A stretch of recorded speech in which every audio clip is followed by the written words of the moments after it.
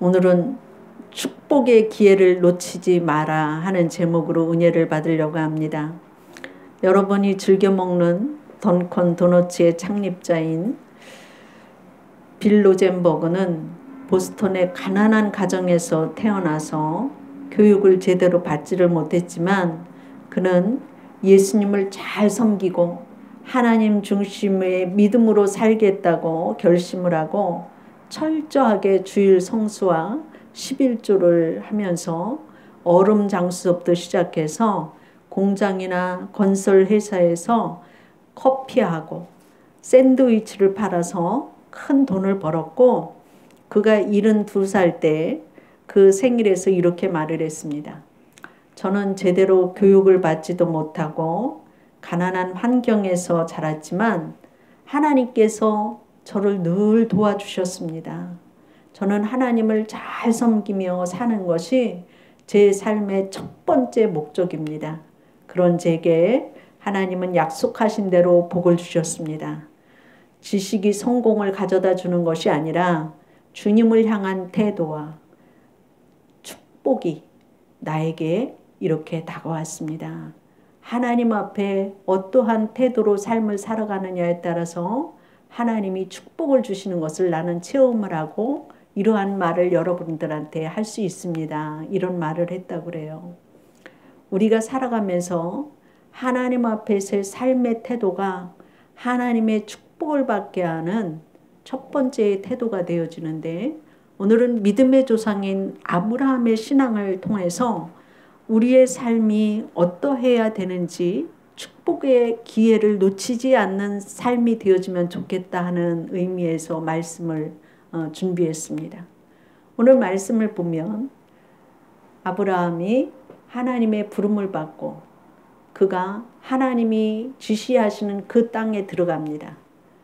그 땅에 들어가서 하나님의 말씀대로 제단을 쌓고 하나님의 뜻을 쫓아서 말씀을 쫓아서 살았는데, 하나님께서 이제 그 롯과 아브라함에게 축복을 굉장히 많이 주셔서 서로가 싸움이 일어나요. 그게 무슨 싸움이 일어나느냐면 아브라함이 가축이 많아지고 롯도 가축이 많아지니까 목자들이 서로 풀이 좋은 곳에 가서 자기의 가축을 키우기 위해서 서로 분쟁이 일어났어요. 그것을 보고 아브라함이 롯에게 얘기하죠. 우리가 같은 고륙이고 그러기 때문에 싸움을 하면 안 되고, 내가 좌측을 가면 나는 우측을 갈 것이고 우측을 내가 가면 내가 좌측을 가질 것이다. 그랬을 때에 조카 롯이 보니까 요단 동편의 들이 목초가 풍성하고 물이 많았기 때문에 롯이 좋은 땅을 차지하고 그 땅을 떠납니다. 그리고 아브라함은 척박한 땅에서 하나님 앞에 제단을 쌓고 살아가요. 그런데 하나님께서 보시니까 소돔과 고모라 성이 죄악이 넘쳐나서 그대로 두면 안 될 것 같아서 그 소돔과 고모라 성을 멸망시키기 위해서 천사들이 이제 그 아브라함의 집을 지나가게 돼요. 근데 아브라함이 하루는 집에서 밖을 내다보니까 세 사람이 서 있는 거예요. 그래서 아브라함이 얼른 밖으로 나가서 그 세 천사를 그냥 가지 마시고 우리 집에 들어오셔서 쉬시다 가십시오. 그러면서 이제 아브라함이 발 씻을 물을 갖다가 발을 씻겨드리고 이제 쉬시고 계시면 맛있는 요리를 해 갖고 오겠습니다. 그래서 아브라함의 처인 사라는 부엌에 들어가서 떡을 만들고, 아브라함은 종을 시켜서 살진 송아지를 잡아라. 최고로 좋은 송아지를 잡아라. 그래서 소를 잡아서 세 천사를 대접합니다.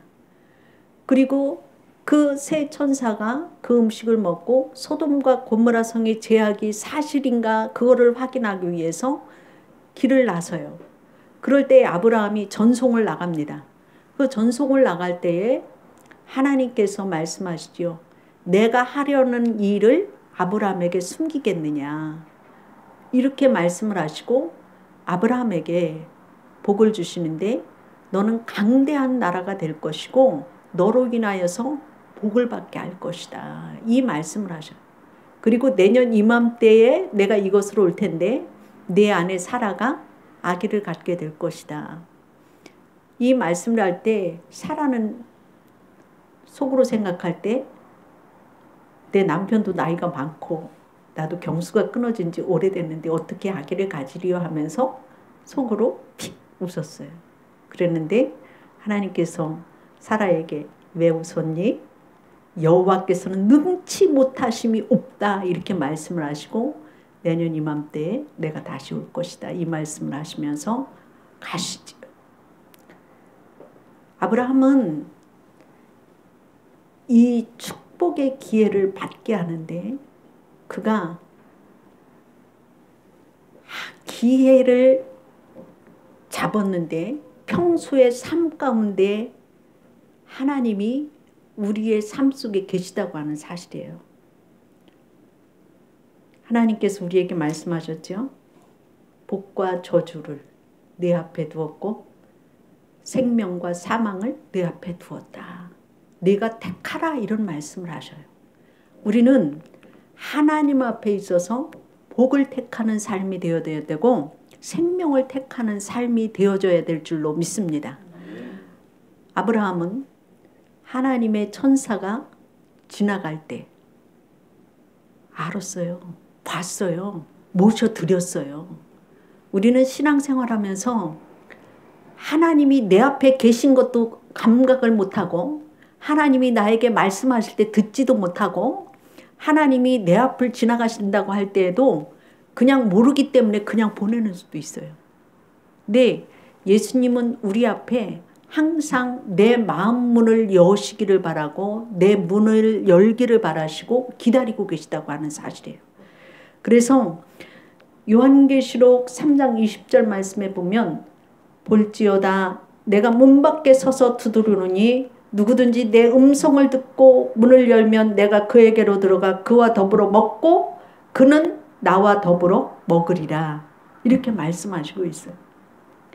예수님이 문 밖에서 서서 내가 문을 열 때 기다리고 계시다고 하는 이 사실을 안다면 여러분은 다 문을 여실 줄로 압니다. 그런데 예수님이 내 앞에 계신 것도 모르고 내 앞에 계신 것도 모를 뿐만이 아니라 아예 문을 닫아놓고 혼자만 룰루랄라 하고 사는 경우도 있다고 하는 말이에요.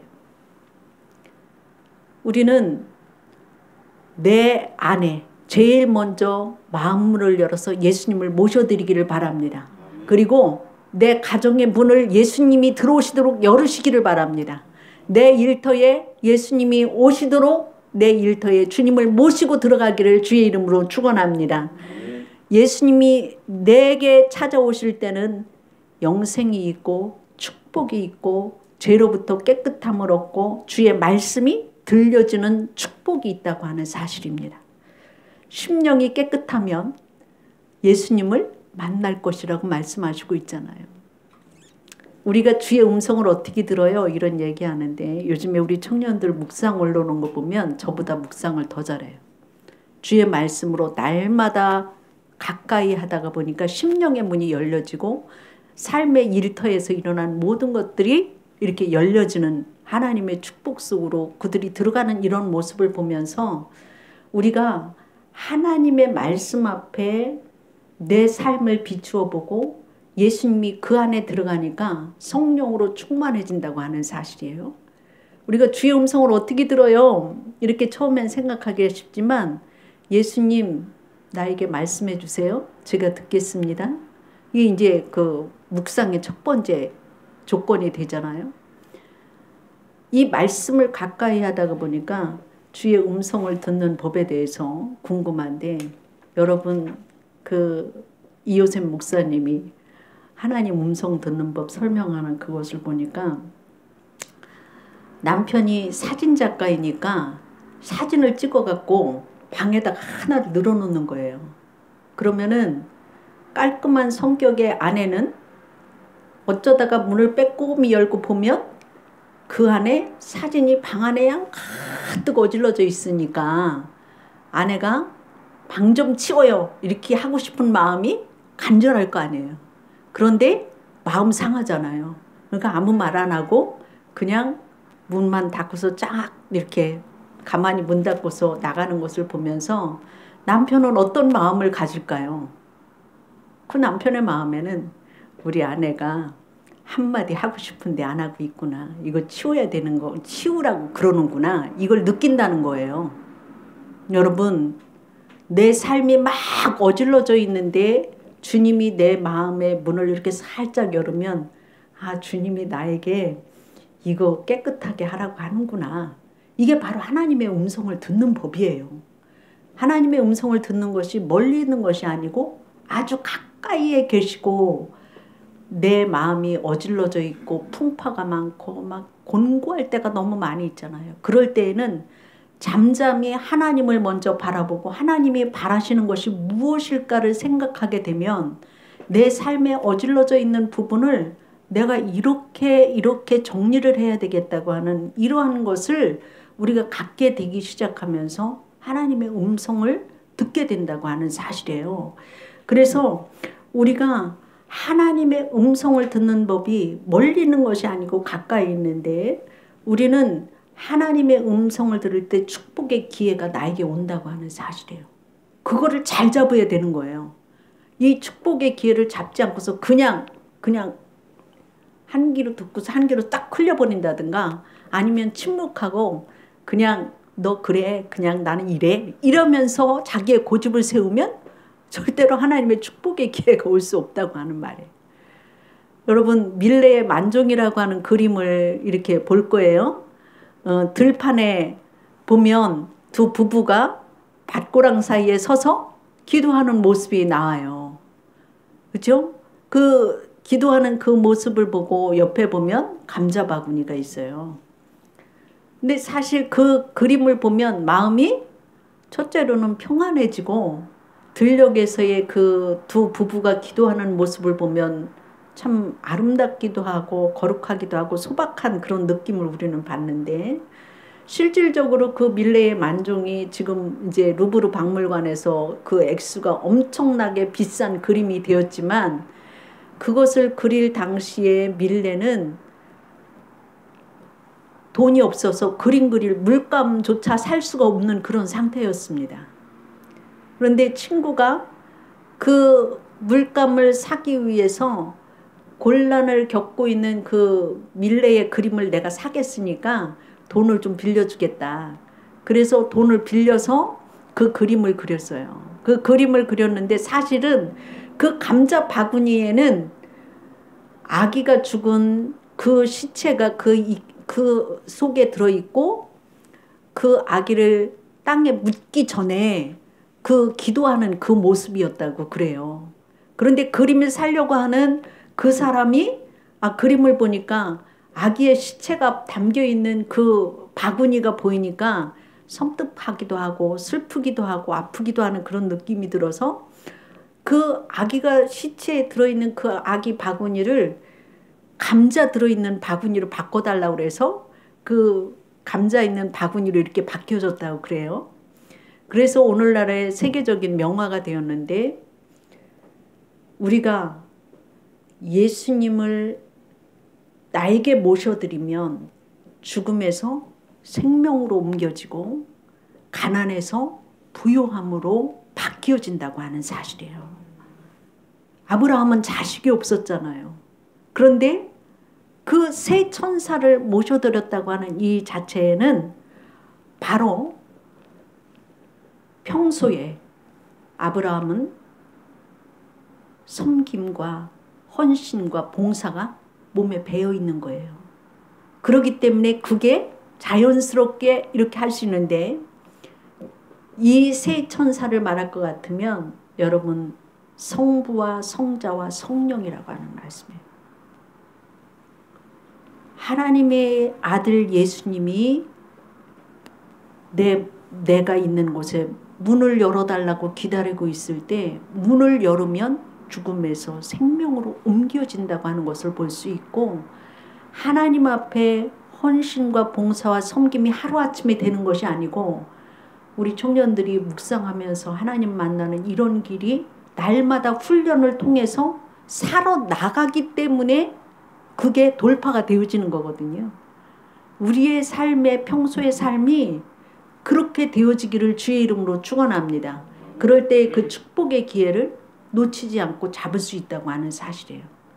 그래서 올 한 해 여러분들이 아브라함과 같이 예수님을 모셔드림으로 축복의 기회를 삼기를 주의 이름으로 축원합니다.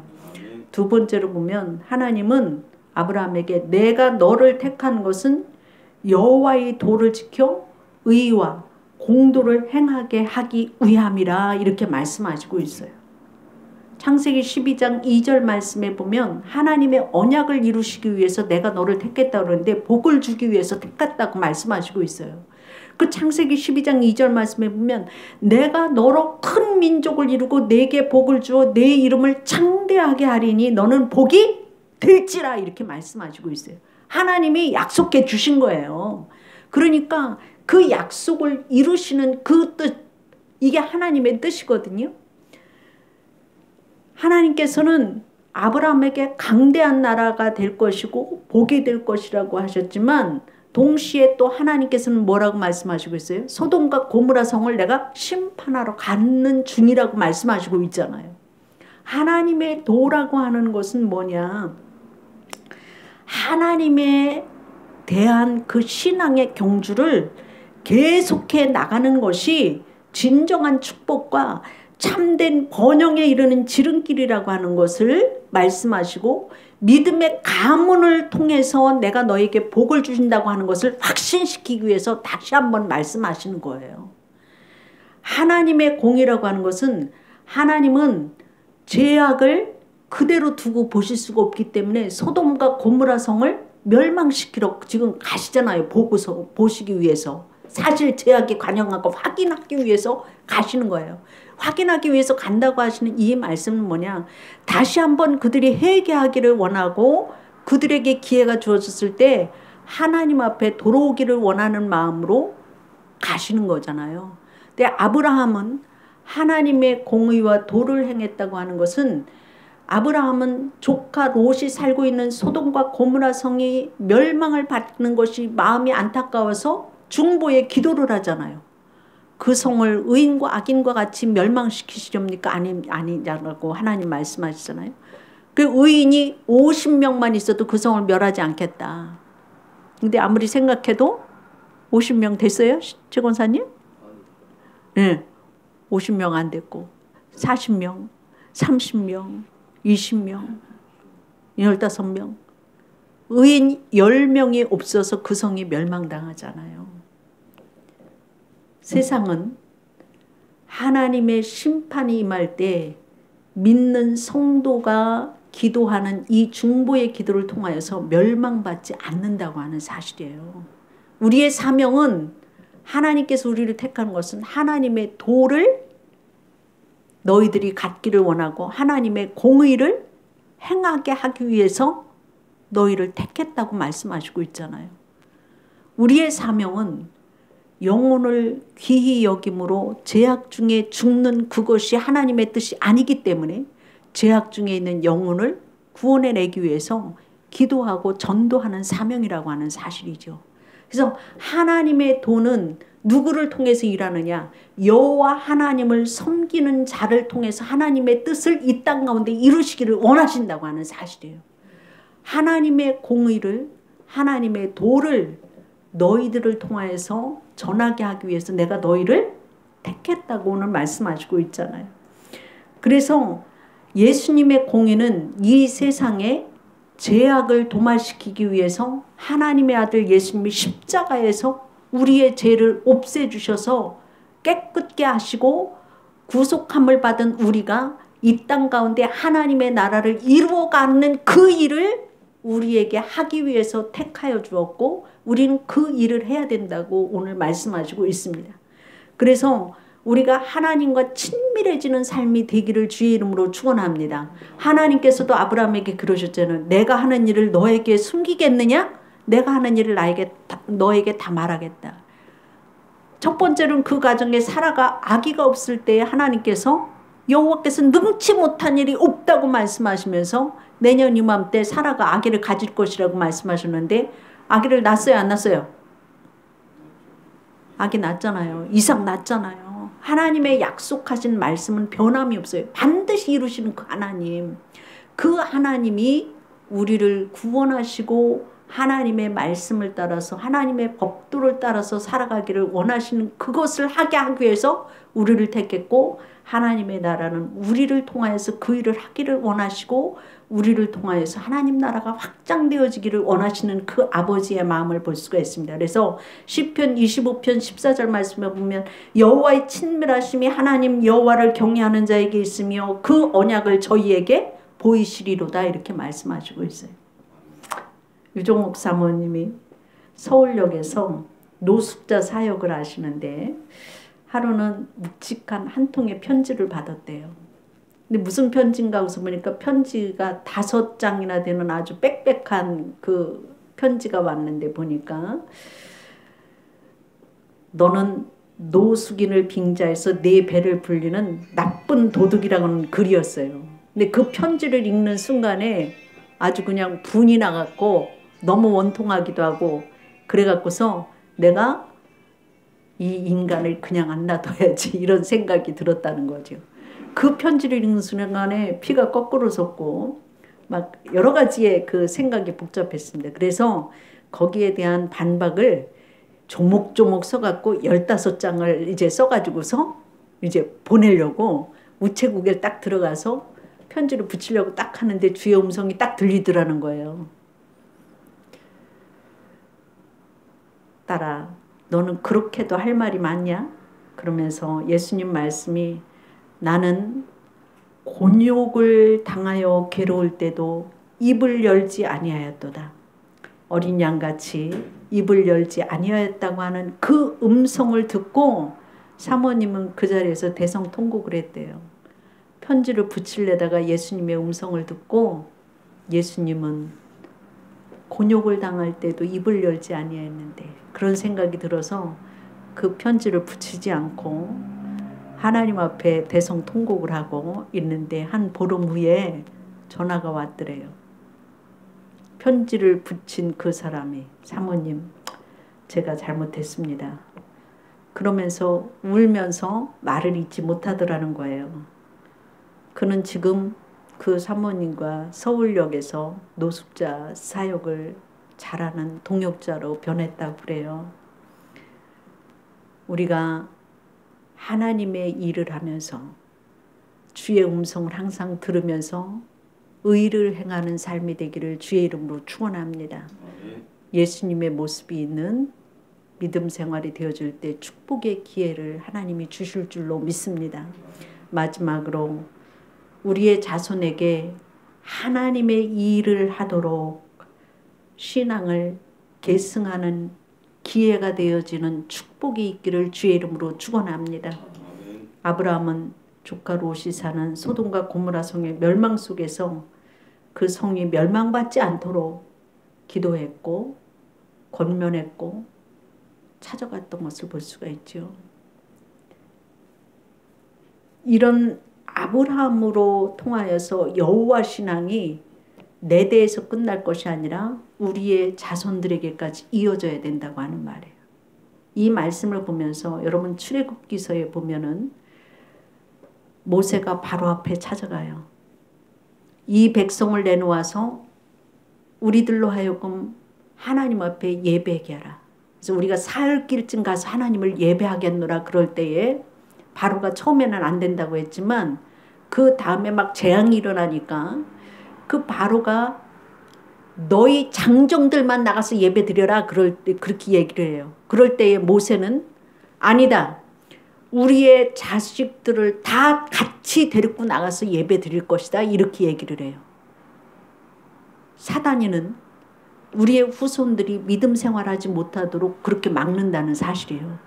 그런데 우리 성도들이 우리의 후대들에게 복을 받게 하기 위해서는 그 후대들에게 신앙의 전승의 예배를 다 같이 드려서 우리가 예배 드리게 갔노라고 했을 때에 그 온 그 후대들이 다 가서 같이 예배드리기 때문에 사실 1세대들은 거역하고 원망하다가 그 땅을 못 들어갔지만 2세대인 그 자녀들이 그 땅을 다 차지하고 복을 받았던 것을 볼 수가 있어요.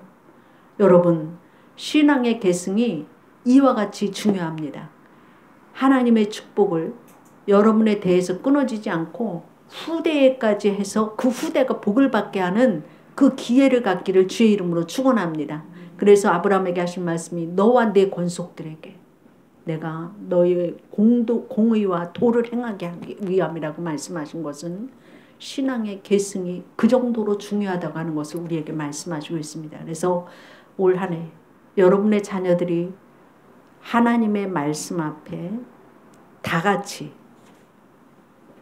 승리하는 믿음의 삶이 되기를 주의 이름으로 축원합니다. 기도하겠습니다. 사랑의 하나님 감사합니다. 우리들을 부르시고 복의 근원 되신 하나님을 경외하게 하시니 또한 감사를 드립니다. 아브라함을 불러서 복을 주셨듯이 사랑하는 성도들이 올 한 해 동안 하나님 앞에 서 있는 그 하나님 앞에 우리의 문을 열게 하여 주시옵시고 먼저 심령의 문을 열게 하시고 가정의 문을 열게 하시고 일터의 문을 열게 하셔서 예수님을 모셔드림으로 주의 말씀으로 저들이 반듯하게 세워질 수 있도록 도와주시기를 원합니다.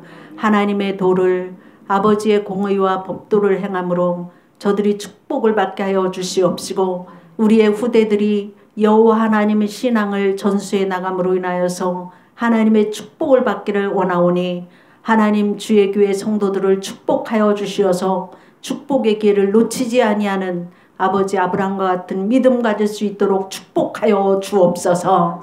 우리 성도들의 가정마다 일터마다 축복하여 주시고 주님의 말씀으로 살아갈 때마다 새 힘을 허락하여 주옵소서. 감사하며 예수님 이름으로 기도드리옵나이다. 아멘.